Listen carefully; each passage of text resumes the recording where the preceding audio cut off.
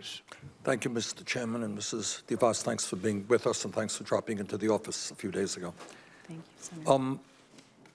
Mrs. DeVos, there is a growing fear, I think, in this country that we are moving toward what some would call an oligarchic form of society, where a small number of very, very wealthy billionaires control, to a significant degree, our economic and political life. Would you be so kind as to tell us how much money your family has contributed to the Republican Party over the years? Senator, first of all, thank you for that question. Again, was pleased to meet you in your office last week. I wish I could give you that number. I don't know. I have heard the number was $200 million. Does that sound in the ballpark? Collectively, between my years, entire yes. family, that's possible. Okay. My question is, and I don't mean to be rude, but do you think if you were not a multi-billionaire, if your family has not made hundreds of millions of dollars of contributions to the Republican Party, that you would be sitting here today? Senator, as a matter of fact, I do think that there would be that possibility. I've worked very hard on behalf of parents and children for the last almost 30 years to be a voice for parents and to voice for students and to empower parents to make decisions on behalf of their children, primarily low-income children. Thank you. In your statement, your prepared statement, you say, and I quote, "Students should make informed choices about what type of education they want to pursue post-high school and have access to high-quality options." Some of us believe that we should make public colleges and universities tuition-free so that every young person in this country, regardless of income, does have that option. That's not the case today.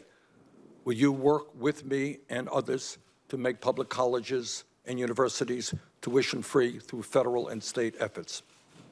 Senator, I think that's a really interesting idea, and it's really great to consider and think about. But I think we also have to consider the fact that there's nothing in life that's truly free. Somebody's going to pay for it. And so, yes, you're right. You're right. So somebody will pay for it, but that takes us to another issue. I think and that is, if I may, yeah. and that is right now we have proposals in front of us to substantially lower tax breaks for billionaires in this country, while at the same time low-income kids can't afford to go to college. Do you think that makes sense? Senator, I think if your question is really around how can we help college and higher education be more affordable for young people as they anticipate. Actually, that wasn't my question.